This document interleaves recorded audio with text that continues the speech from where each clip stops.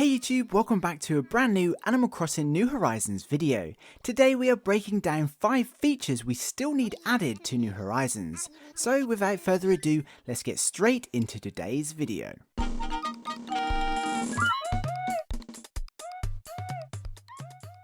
So we are now 7 or 8 weeks into Animal Crossing New Horizons and people are still really enjoying the game. Some people have maxed out their fully developed 5-star islands and are now enjoying daily routines of island life, while others like myself are taking it much slower and enjoying terraforming new areas bit by bit. But no matter how we play the game, I think most of us can agree new content would be a bonus, or at least for those that would like it. So today I thought it'd be fun to go over 5 features New Horizons still needs. Of course this isn't a definitive list, it's mostly popular suggestions that have popped up in the past, mixed with some of my personal favourites that I think would be great additions to New Horizons. So let's get to it. Number 1. Police Station. Back in the original, the Animal Crossing special characters Copper and Booker manned a police station that served a variety of purposes in town. Most notably, it was the go-to building to collect lost and found items in the game. However, Copper's main role was to keep an eye out for the latest goings-on and other suspicious activities. He would often report on upcoming events, as well as notifying players of travelling characters such as Gracie Grace or Crazy Red. Copper and Booker even returned in New Leaf along with the police station building, however they only really focused on the lost and found aspect of the game.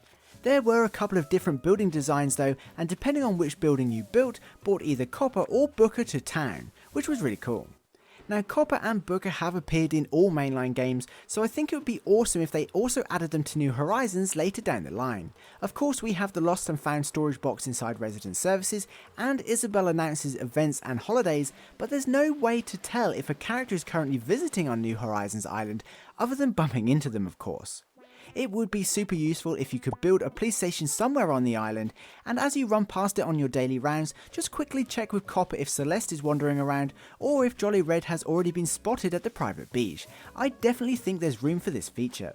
But what do you think? Would you like to see the police station added, or do you prefer randomly bumping into special characters? Let us know in the comments. Number 2. Gyroids. Gyroids are possibly one of the most iconic features and furniture items in the Animal Crossing franchise, and until now have featured in every single Animal Crossing game. Gyroids are based on real-world Haniwa clay figures, which are typically funerary objects and buried with the dead. Because of this, gyroids are found in dig spots just like fossils and often spawn in random areas of town. They're quite difficult to collect, as for some reason they only spawn after it's rained. Now the primary purpose of the gyroid furniture items in Animal Crossing was to simply decorate your house and I guess add another collectible furniture set to the game. Gyroids gyrate, which is where they get their names, and all make unique sound effects that when placed together create a variety of different noises. It's pretty fun. As recent as New Leaf, the gyroid aspect was expanded even further to add Brewster themed gyroids, which are just plain cool. Honestly, it was a complete surprise to see that gyroids, even as a basic furniture item, haven't returned to New Horizons, so I really think it would be awesome if they were added at some point. I love digging up fossils, don't get me wrong, but it would be really cool to run up to a dig spot with the added anticipation to whether or not it could be a gyroid. Plus, I think with them being based on clay figures and the fact we have clay crafting materials in the game, it's almost too perfect to have gyroid DIY recipes added. If gyroids do return, let's just hope they expand our storage, or better still, bring back Brewster so he can store them for us, just like he could in Let's Go to the City. Number 3. Diving.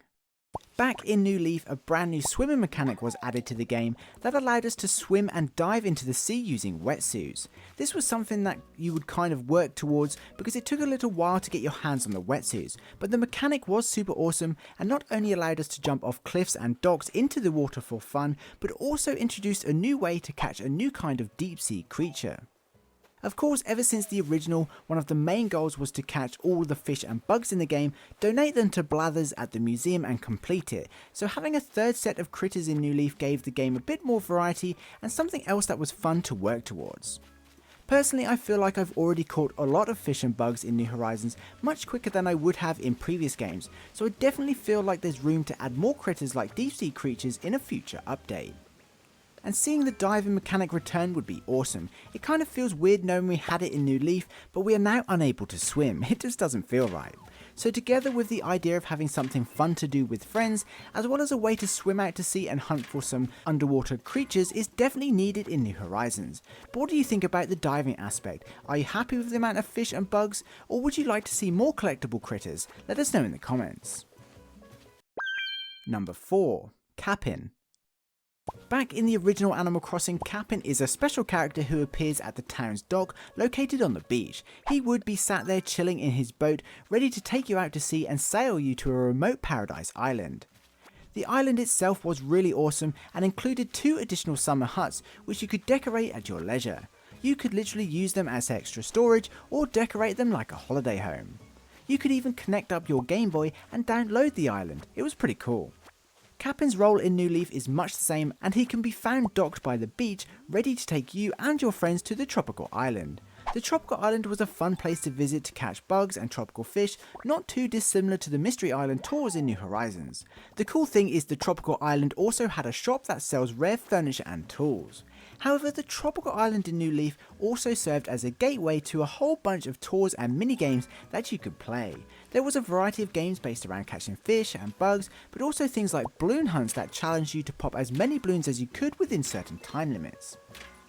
Now, although the Mystery Island tours in New Horizons are pretty cool, it does seem to lack the multiplayer aspect, and there's not really any mini games you can play with friends without being super creative and making your own. So I really think both Cap'n and some form of minigame based island tour would be very welcomed if added to New Horizons.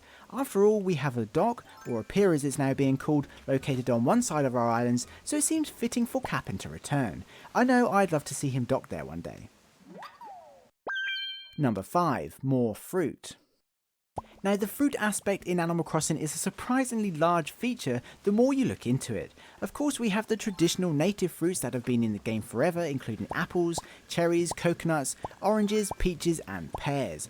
But even as recent as New Leaf and Pocket Camp, the fruit has been expanded to include perfect fruit, rotten fruit and even new tropical fruit, which now includes bananas, durians, lemons, lychees, mangoes and even special fruit like persimmons. Pocket Camp also added a brand new grapes that have never been in any Animal Crossing game before. So the fruit category is fairly extensive, so to only have the basic native and traditional fruits in New Horizons seems a bit strange. Not that I'm complaining, I literally only just got my hands on cherries and pears finally, but I think at some point it would be nice to grow a wider range of fruits that have been seen in past games. The perfect fruit mechanic was a way to find and grow rare and more expensive fruit by maintaining a healthy and perfect town, and often tied into villager requests. The perfect fruits available were perfect apples, perfect cherries, perfect oranges, perfect peaches and perfect pears. So at the very least, I think the perfect mechanic needs to be added to New Horizons, not only to give us a new type of fruit, but as an incentive to maintain 5-star islands. That would be cool. It's worth noting Pocket Camp also introduced perfect grapes, perfect lemons and perfect lychee, so I don't think it's unrealistic to think the perfect mechanic along with some new fruits would be a nice addition to New Horizons. But again, what are your thoughts on this? Do we have enough fruits, or are you happy keeping it simple? Let us know. So there we have it, 5 features that New Horizons still needs, or at the very least would be welcomed by most. What are the other features you would like to see return or added to New Horizons? Maybe you want to wash Gracie's car, or build a club LOL and invite DJ KK. Let us know in the comments. Anyway, for now, that pretty much wraps up this video. If you're an Animal Crossing fan, don't forget to subscribe so you don't miss out on any New Horizons news. Until then, I'd like to give a special thank you to this channel's Patreon supporters, you guys rock. Don't forget to head over to our Discord server too. Our mods are doing an exceptional job right now running the server, and there's generally loads of people discussing about New Horizons, as well as plenty of people looking to trade, whether it's for art or rare DIY recipes, so I definitely encourage you guys to check it out. And of course, if you got this far in the video, please comment fruit, just let me know you did, that would be super awesome. And please be sure to include what your island's native fruit is, and what other fruit you'd like to see added, if any. I'd love to know. Anyway, I hope you enjoyed this video and found it entertaining. Please be sure to leave a like if you did. Thanks for watching, I hope you have an amazing day, stay safe, and I'll see you in my next video. Peace.